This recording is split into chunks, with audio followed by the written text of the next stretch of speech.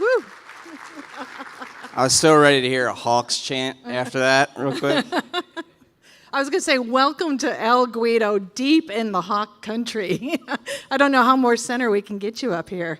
And I hope that all of you are getting photo ops with the sign above us with L in it.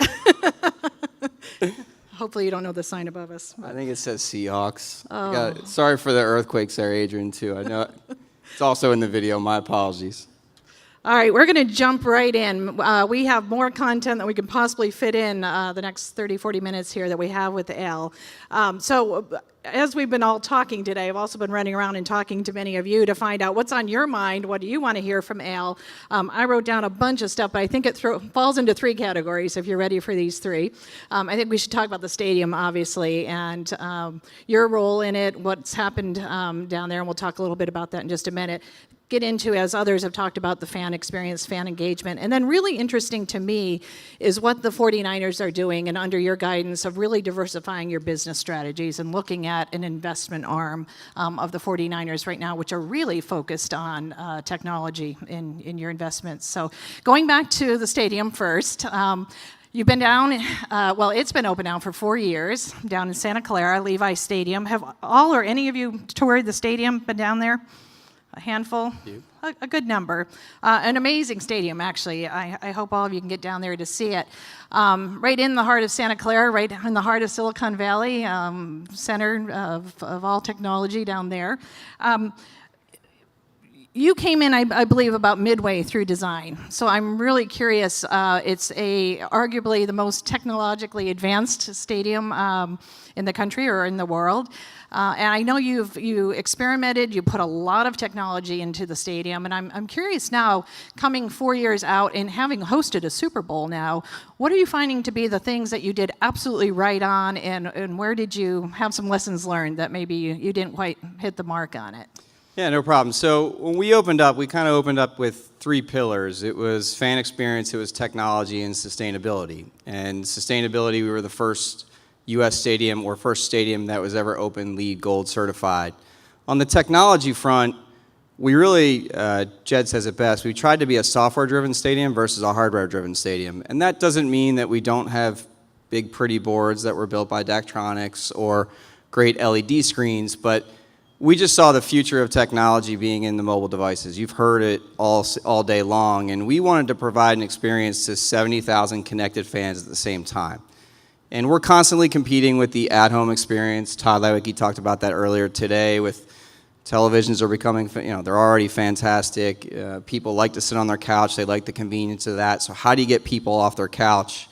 And Tucker talked a little bit about the NFL, and our thesis obviously is when you go to an NFL game, generally speaking, it's about a 6-hour event. It's 2 hours worth of tailgating. It's another 4 hours in the stadium. And then obviously you leave afterwards. Well, the real live football content in there is probably 30 minutes. And so you think about the downtime, and in the old days when you go into a stadium, if you weren't connected, we just didn't think fans were going to continue to go to stadiums if they were disconnected from the world for 5.5 hours. That just wasn't going to work. So from an infrastructure perspective, we have over 400 miles of cabling in our building. We have 40 gigabytes in our stadium, which is 4 times the NFL average. We have over 1,200 Wi-Fi access points. And what we were probably most proud of, we got lucky in the sense of no different than here in Seattle. In the Bay Area, we had a lot of engineers, a lot of people that were working and trying to fix the stadium connectivity issue. And we were lucky to hire Facebook's lead engineer to come into our venue and think about how you would redesign stadium Wi-Fi and stadium connectivity. And CenturyLink gentlemen did a great job explaining that. And we were the first ones ever to put a Wi-Fi box under every 100 seats in the stadium. And so for us, it was really the math equation of, can we get 30,000 phones on Wi-Fi, and then the other 30,000 on our DAS system or our cellular systems. And we're very proud of what we've been able to build.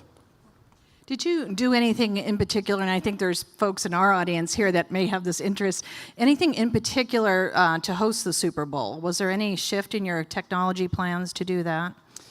Yes and no. So we created a company called, well, we didn't know we were creating a company at first. We were looking at mobile applications that would tie into the infrastructure in the building. And so we went out and looked at, there's a lot of great mobile applications inside of stadiums.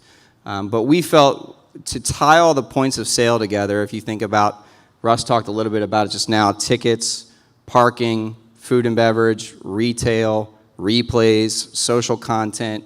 We didn't feel like there was an application out there that tied all of those together. There's certain applications that do a great job at one thing, and there's ticketing providers that do a great job at mobile ticketing, but might not do a great job in content. So we created a company called VenueNext. We spun VenueNext out. VenueNext has over 30 companies now in professional sports and a couple in the hospitality space like Disney. And a lot of it was to create a mobile experience, again, to compete with the at-home. So we knew we couldn't take you out of traffic, but could we deliver food and beverage to every single seat in the stadium? No one had ever tried it before. We did it. So we deliver food and beverage to 70,000 seats. We do it in an average of 7 minutes. So I say we're the world's best pizza delivery company. And then we wanted to create replays, right? The other thing about what people love at home is the ability to watch a replay in real time. So why shouldn't you be able to do that in venue? And in venue, it's a lot of push marketing. It's not a lot of pull marketing. And a fan that sits in the upper deck, he or she may not be able to afford a 50-yard line seat, but why shouldn't they be able to see a replay from the 50-yard line? And those at the 50-yard line, why shouldn't they be able to see a replay from the end zone? And so we created a technology using some of what the NFL already gives us, and now we deliver 4 replay angles to every single phone within 5 seconds of the play itself. And so for us, the Super Bowl really loved that feature. They then rebranded the application. They sort of, quote-unquote, reskinned it in the technology world to have it be the Super Bowl 50 app. We also did things around the Super Bowl for parking and transportation. So not all technology features are, quote-unquote, sexy. But we worked with Google, we worked with all the companies that are in our area so that when you typed in Levi Stadium on Super Bowl Sunday, it took in all the road closures for that week. And so we just felt like you might not have known that or seen it on game day, but I do believe it enhanced your experience. And there was just a lot of other small things that we did relative to public transportation and else, but the Super Bowl was a massive event. So continuing the conversation there about the VenueNext app, is that the same one that you're extending further now in terms of people coming in through airports and getting connected earlier? I mean, we talk a lot about fan engagement and game day engagement, but what is it that you're doing to kind of bring that engagement out ahead of game day and maybe even post game day? So the application itself, we're in the healthcare space. Again, we're in kind of the hospitality, entertainment space, sort of any space in which needs mobile connectivity or food and beverage or ticketing components. We feel like we fit within those spaces. For us, the app became a usage thing at first. It was tickets and parking, and we were one of the first, if not the first, NFL club to what I call rip the Band-Aid on paper tickets. Russ just talked about knowing who your customers are, and I think it's very interesting. The sports world is super antiquated in some of these areas. We only knew 19,000 fans of the 70,000 fans that came into our venue as late as 2013. Now, over 70 or 60% of our fans enter the building on a mobile device. And so you can imagine the data that you get from the people that come inside. And again, back to that push-pull, we didn't want to assume that what you wanted to, the content that you wanted to have, that we knew, right? We wanted to know via market data, via customer data, and so that we were delivering content that was specific to you. On top of that, we felt like the mobile application could enhance your game day experience in the sense of getting there faster, knowing the gate that you get into quicker. And so as you think about technology, for us it was, does it improve the fan experience? These are the questions we asked ourselves within our thesis. Does it improve the fan experience? Does it create operational efficiencies that we don't otherwise have?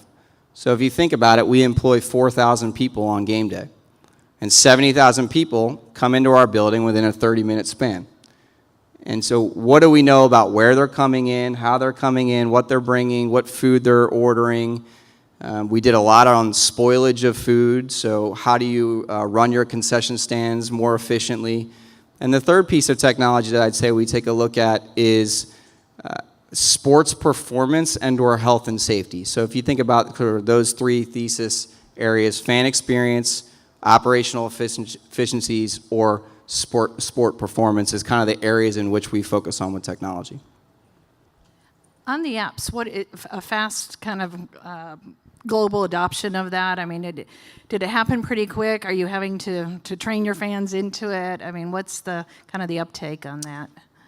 So the one decision I wish we had back, the first year we felt, and again, some of it team performance related, I think oftentimes you get caught up, and as you should, you listen to your fans, you make changes. Todd talked about a lot of those things. We knew the mobile ticket experience was coming. It was sort of already there. You were accepting it within your hotels, you were accepting it within your airports, but the commemorative ticket in the world of sports is something that people kind of latch on to. And the first year in the stadium, we decided not to take it away. And so then when we took it away, we did get a lot of fan feedback, negative fan feedback. And so what I always told people is, we can't be making that decision just for tickets. We needed to have a mobile application that would enhance their overall experience versus forcing them into just a mobile ticket experience. I wish I was able to do that when we opened up the stadium, but now our adoption, we've educated our fans to the benefits of the mobile application. And if you think about it, being on a mobile application, which you all are, what you could actually deliver to the fan is fantastic. I mean, I could deliver push notifications that tell you to go to a different gate and the line will be 10 minutes shorter than the next one, right? If I told you that I could give you real-time parking and traffic information that would make you get to the stadium 10 minutes faster, you'd take it. You would accept it. And so, again, it wasn't just about providing that one specific thing around tickets. It was providing all of the fan experience options that would make someone want to download a mobile ticket or upload a mobile ticket because it came with all these other features. So right now our adoption is in the high 60 percentile. We still allow paper ticketing, so Russ just put earplugs in. We still allow paper ticketing in our building because what Russ is trying to do is the right way to think about it. There's not an open system today. So as barcodes go away, and they're already going away, the mobile ticket experience will just be 100% of how someone enters the stadium. And a lot of people think about that as a negative. What I would say on the security front, in this day and age, I think, given the world we live in, everyone should know everybody who enters their building. And I think that change needs to happen at a more rapid pace than it does today. Can you talk a minute about what's happening in particular with your own fan base relative to demographics, psychographics of those fans, those 70,000 coming into your doors? Has there been a big shift in the demographics or psychographics? And the follow-on question to that is, with that, whether it's changing or not changing, is technology changing what you're going to be doing in the stadium, or is the age or the who that's coming into the doors really going to affect what you start doing in the stadium beyond the game itself on the field? I think technology does impact the sort of the in-stadium experience for a fan, but I think you can never take it too far. But we always ask ourselves, is it taking away from the hero feature on the field? I mean, Mark Cuban always used to say he didn't want people with phones just kind of staring at the game through their phone, and we don't either. I think, generally speaking, we want it to be additive to your experience, not taking away from what makes going to a live sports event so cool. I think it's awesome. I mean, it's sort of the last space in the world where you can sit next to an immediate stranger and have a real lot, like, you can have an immediate connection with that. You're high-fiving with that person 5 minutes into meeting with them. And just ask yourselves, if you were at the local Starbucks this morning, everybody's staring down at their phones. There's no place in the world where that exists. And so for us, it was creating technology or using technology or accepting technology that was additive to the experience on game day. Relative to at home, what we spend a lot of our time on is content. I think as content continues to evolve, obviously there's a lot of discussions at the league level around cord cutting and what that means to broadcast rights in the future.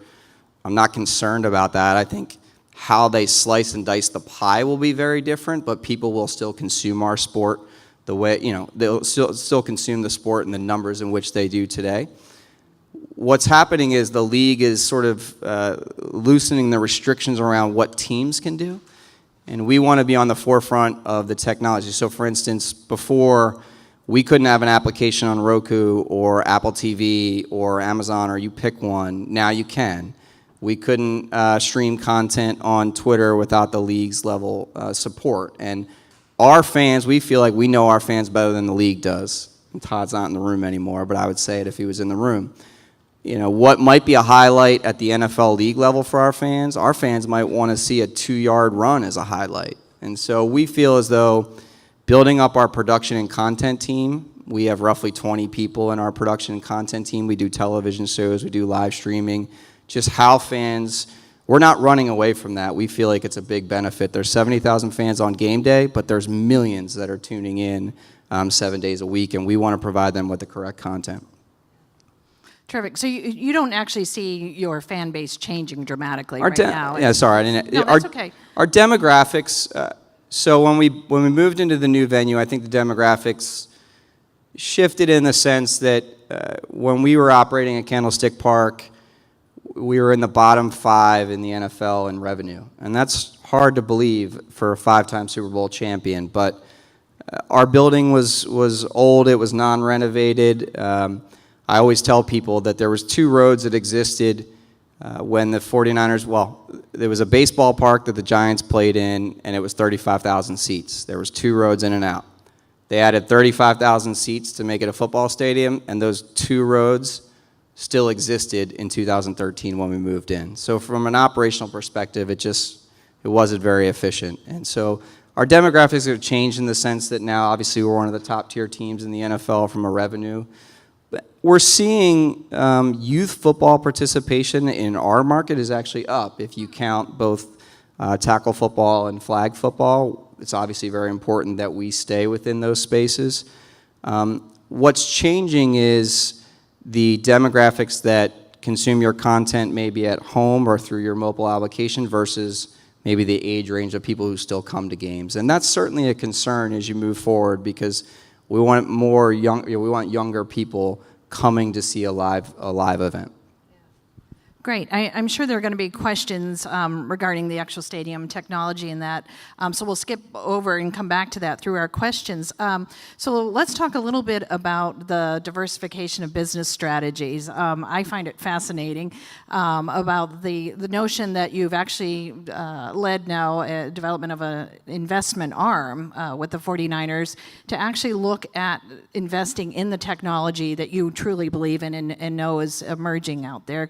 Can you talk first about just kind of the overall idea of why you're doing that? Certainly. I think Tucker talked about the accelerator program. I think there's a lot of teams now, Philadelphia 76ers and the NBA have one. Our approach, given that we were in the Bay Area when we were going through the stadium, is we found a lot of people like yourselves who were coming to us to solve problems that an NFL team may have or to provide us technology that would help us engage with our fans. And again, back to that thesis of fan experience, operational efficiency, and sports performance or health and safety. What we found is not every CenturyLink can write a big check and sponsor a team, but not every technology can do that. And so we felt that we could be a strategic investor or a strategic advisor to a lot of early stage or late stage technology companies. And so what we did was we created an investment arm. We have a strategy and analytics team. We've probably looked at over 200 deals. In the last 2.5 years, we invested in over 40 companies. And they kind of have to fit within those 3 buckets. And some, obviously, we're just a cash investor. Some, we're using their products in the stadium, again, to enhance some of the experience. And I just think that's the ever-evolving world of a sports team. I joke with Karen that when I got into the business, it acted a little bit more like a movie theater. You open up your doors and people came. And now, with the amount of competition in every market, you have to be on the cutting edge. And so you see a lot of sports teams. We have a development arm, we have an investment arm, and then we have all the regular features of just running a business. And so again, for us, it's seeing technology companies that can help us run our business or enhance the fan experience. And we've invested, from seed stage rounds to late stage rounds, again, in over 40 companies. So I'm, again, as I said, fascinated by the diversity of the things that you're looking at. So I actually made up a little game for you, Al. We're going to play a word association game. And I may not have all of these even right, but I'm going to give you an area and just curious what the investment is in that area. So for instance, like around bag check, is there something you're investing in there? This is rapid fire. Yeah, no problem. Word So association. we invested in a company called Kyler. So it's a security-based company. So if you think about magnetometers or what you walk through at an airport, think about that as it relates to stadiums and trying to get people in faster. Security? I'd rather not say the company, but we're taking a look at obviously, as most know, the cameras on police and how that works, and whether or not you can turn actual Android or Apple devices with software into cameras for security folks.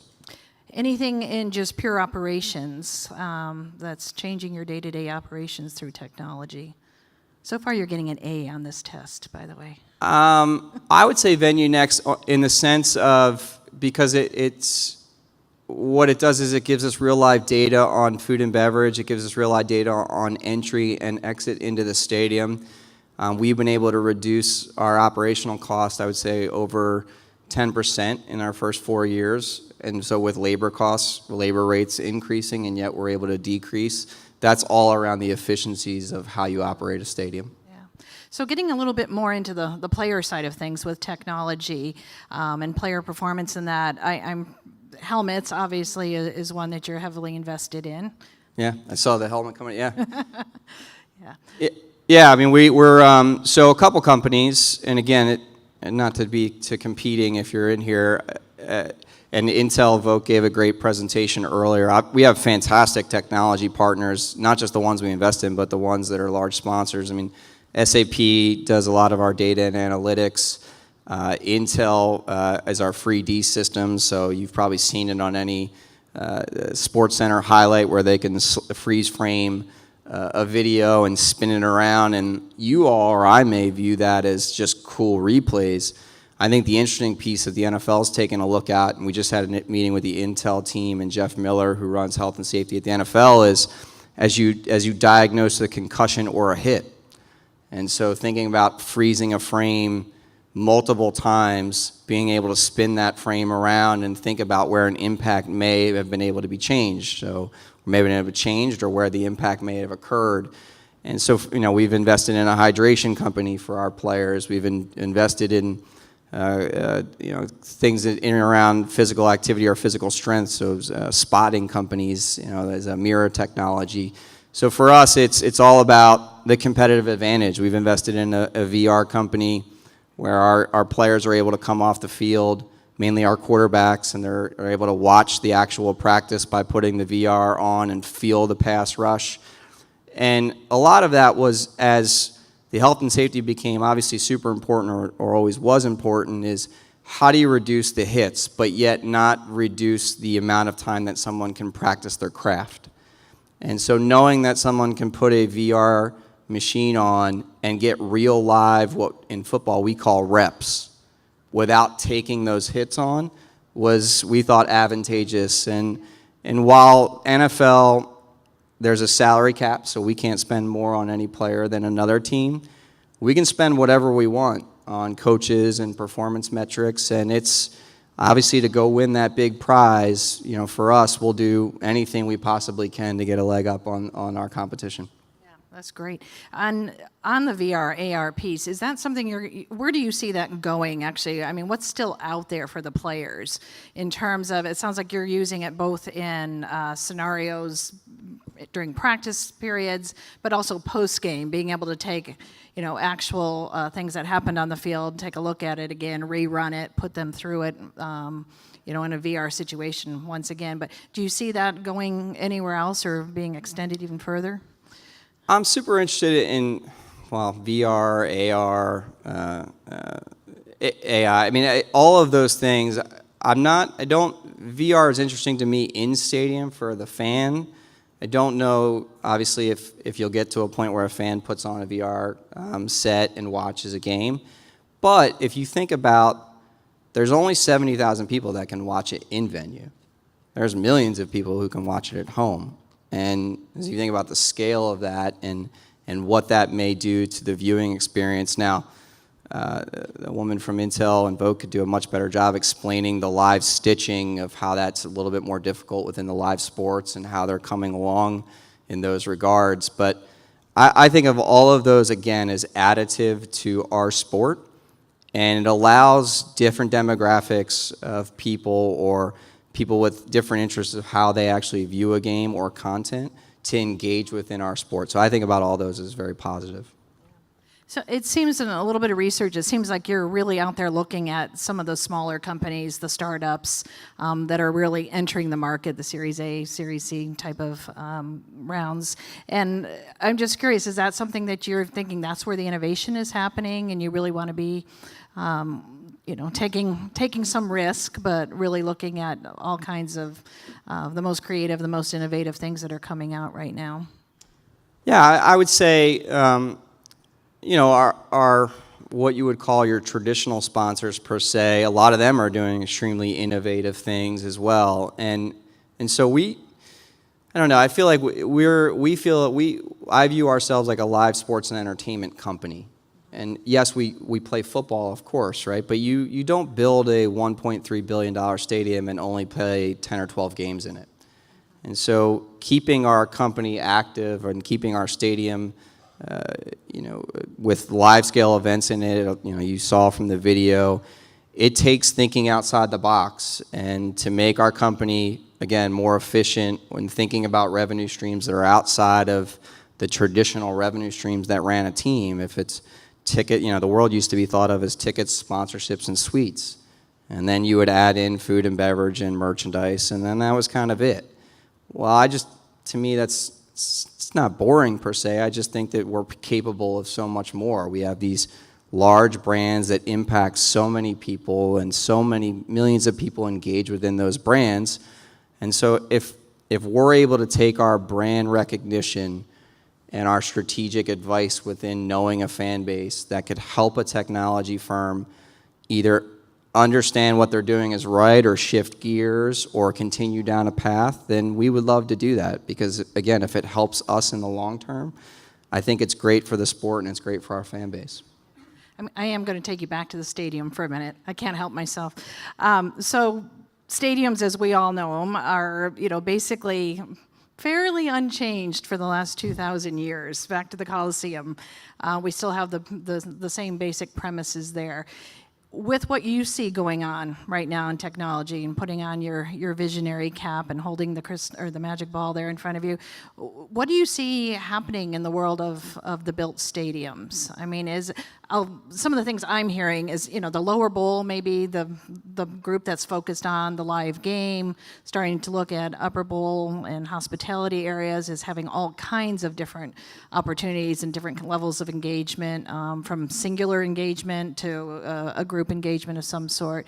And I'm just curious, in your mind, what does that stadium look like a few decades from now? I think they are going to be radically different in a couple of decades versus a few thousand years of where we've been. No question. I would say it's market driven. So prior to working for the 49ers, I worked for a large consulting firm called Legends. Legends was owned by the Dallas Cowboys and New York Yankees and a few others. And so I was able to open up Cowboy Stadium, which you could argue changed stadium design at the time from what was done probably in the early 2000s or mid 2000s. I mean, just the footprint alone and then how that building got designed.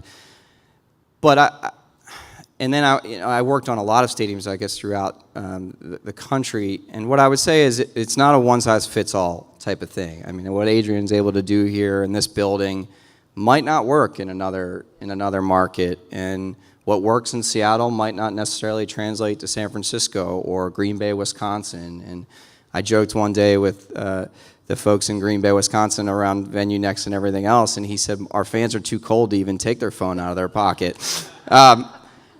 And so We're We're trying to hold our umbrellas while doing it. Yeah, I think the neat part about stadium development is right now you see it, and owners, and I think if I could rewind the crystal ball or look back, we would have probably tried to do a better job in and around the venue, because I think the experience is obviously when you leave your house and when you get in a car, you jump on mobile transit or any other ride-sharing partner, not to pick one. But the venue, I think about the march last night, right? I think about the great tailgate spaces in the world. And I was lucky enough in the South, I got to go to a lot of SEC football games, which are known for their tailgating options. And so I think to expand that atmosphere or that experience outside the physical footprint is super important. And I'm not sure we did enough in the very beginning. The 2 million square feet we sit on is pristine. We now have a 250-acre development that's happening north of our building, which will add to a lot of the experience, because I think, especially in the younger demographic, they're looking for more than just the game. They're looking for a destination that they can go to, and so I think as these stadiums evolve, whether they're downtown or whether they're out in the quote-unquote suburbs, they're going to have to come with more than just the stadium itself. And we tried to do that. We have a Michael Mina restaurant inside of the building, but I think we're now starting to look outside the venue at what to do. Yeah, and we're going to have an enormous opportunity when the car disappears in the next decade or two. We've got a lot of parking lots and garages that we're going to be able to start to convert to support those kind of spaces and activities that you're talking about. No question. As these buildings get into denser, what's a stadium size look like in the future? Is it 70,000? Is it 50,000? All of those discussions have to happen around traffic and transportation, where the stadium gets put. I mean, there's a lot of quote-unquote non-sexy tech things that need to get fixed out or figured out. Yeah, terrific. At this point, we'd love to open it up to all of you for some questions. We've got John up here ready to run, still in running form. We've got one in the back. As right we over run here back too. there, Al, I'm curious, what's the relationship between the 49ers and the tech community? Talk a little bit about that in terms of how you maybe tap into that to get ideas, or just being in the epicenter of the tech universe there, what that's like. So you're talking about Silicon Valley. Yeah, in Silicon Valley. Yeah. I mean, and obviously you were in San Francisco proper and then made the move to the heart of Silicon Valley. And I'm just curious, what's it like being a part of that ecosystem? It's amazing. I would, people ask me all the time, you feel like you compete with the other Bay Area teams. Of course you do. It's friendly competition, but I think we're trying to keep up with the technology companies in our space and figure out what they're doing. And so we have a chief investment officer. Again, we have our investment arm, our strategy and analytics team.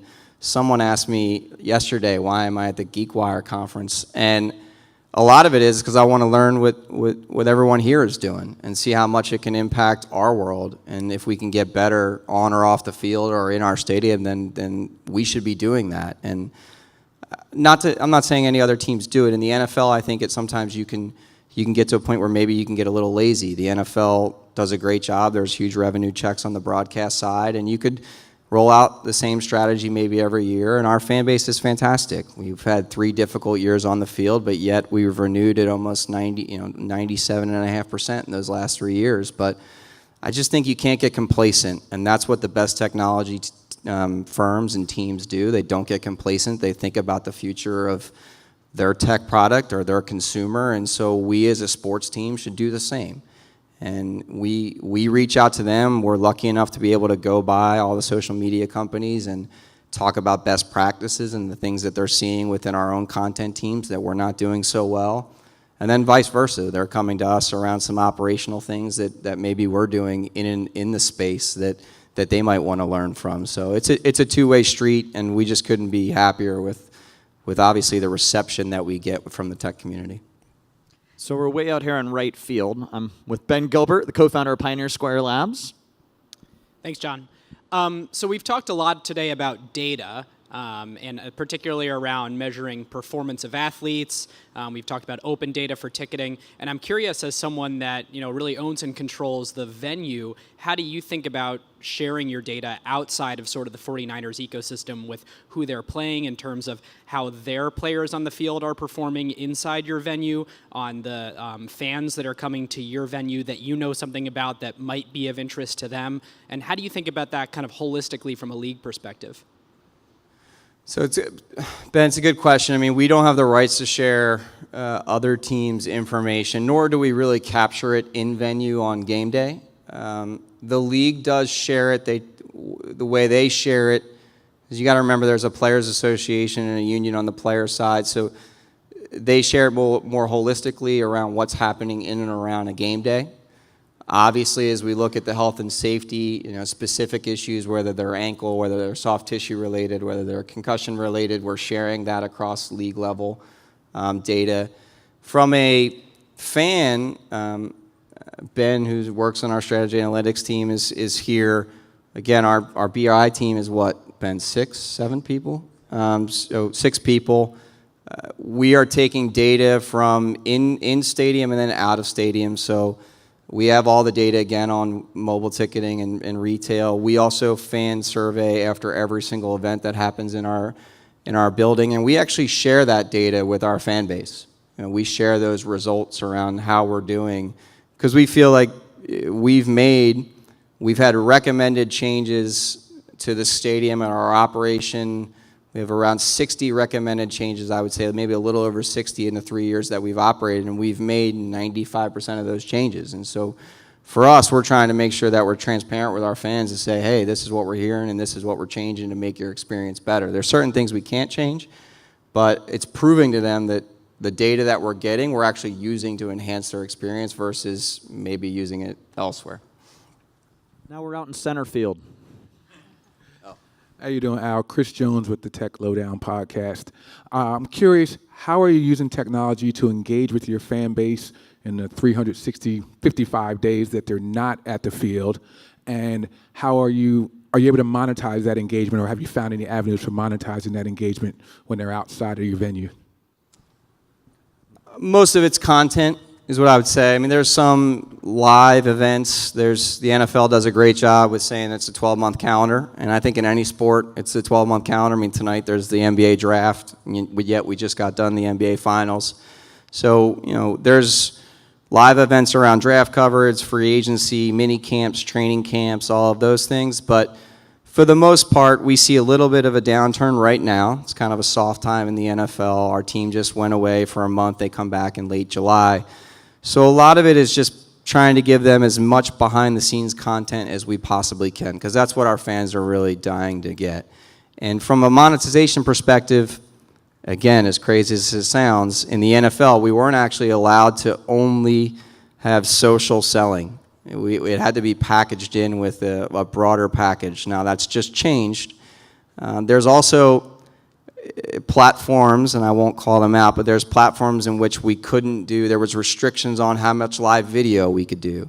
And if we were going to do live video, it had to be specific live video, meaning it had to be a coach's press conference, or it had to be the coordinator's press conference later in the week.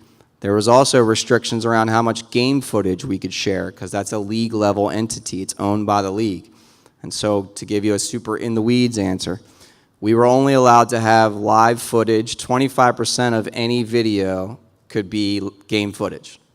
And so I joked with the league, well, why don't we just cut a 40-minute video and have 20 minutes of it be blank space and the rest of it just be live footage? So there's just these discussions around, and I think they're healthy discussions around what takes away from, the NFL's opinion would be, well, that might take away from our broadcast partner.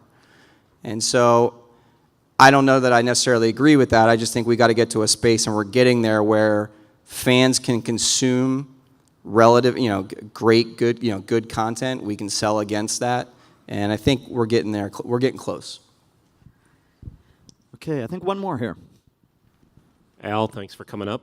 Kurt from GeekWire. And aside from the 12s who sit out in those seats behind you and the product on the field that elicits the noise from those fans who are well known, the stadium design gets a lot of credit for the noise that's generated here. Is there anything in your experience as Levi's was being built, or these stadiums that are coming down the road, that where you've heard that people will want to replicate what's been done here at CenturyLink, because it is a unique design? Levi is this open sort of bowl, and why isn't everybody doing that?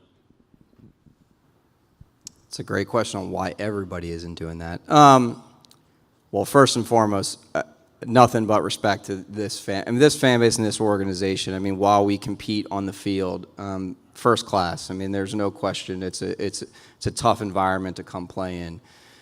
Why someone might not do it? Again, I think it's not a one-size-fits-all market, and so what the LA Lakers might do might not be what the Golden State Warriors go do. Might not fit their brand or what their view of their brand is.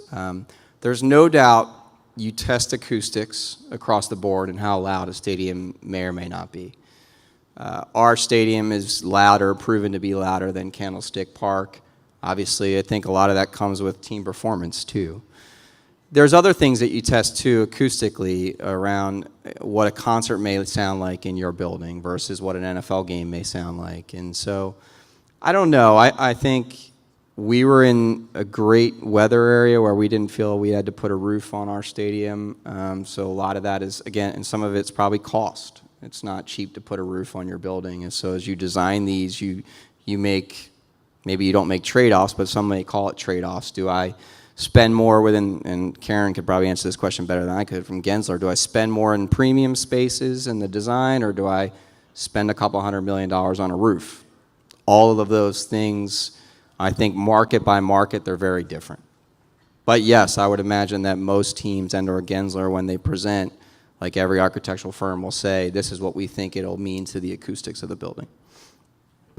Great. We'll close with one last question. We got to talk sports for 1 second here. You've got, 35, 36 days when you've got the band all back together. Wondering, this time of year, sometimes you got high drama, sometimes you got low drama. It seems like you guys are kind of right in the middle there, and I'm just curious, what's the word in terms of the energy going into this year? I'm looking at this team in particular. It's been fantastic. So we hired a new general manager, John Lynch, who has played in the NFL for, I don't even know, 14, 15 years. I would argue should be a Hall of Famer. Hopefully he gets in next year. I know he was up this past year. John's obviously a fantastic leader. I think he fits our market in the sense of, Steve Young called him an adopted son because he played at Stanford under Bill Walsh, even though he wasn't a 49er, kind of feels that way. What I love about John is just a fantastic communicator. I think being in the broadcast world for 9 years actually really helped him. I think sometimes you have to step in somebody else's shoes to realize how tough that job is, how hard people work at it. So John really does value the communication pieces inside our building and even outside of our building. So as a person who runs the overall business of the 49ers, obviously it's a tremendous asset for me.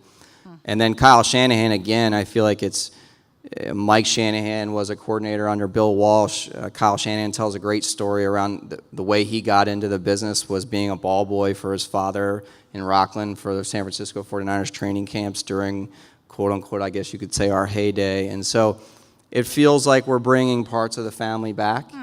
And we've changed it. We've turned over a lot of our roster, which happens with any new GM and coach. So there's like any other company, when new people come in, I think there's a sense of energy and camaraderie with that. And, I don't know how we're going to be on the field, but I know our fans are excited. They're called the 12s here. They're called the Faithfuls. They call themselves the Faithful in San Francisco. And we've never seen, I guess this is my 8th season, I've never seen an excitement level to this, this amount of excitement heading into a football season. And you could argue not so much maybe around the roster per se, but around the emotion and the feeling of those people who are in charge on running the football operations. Yeah, that's terrific. All right, we'll see what you bring on September 17th. How about that? I knew somebody was going to bring Thank you that so up. much All to right. El Guido for joining us and coming up and spending a couple days.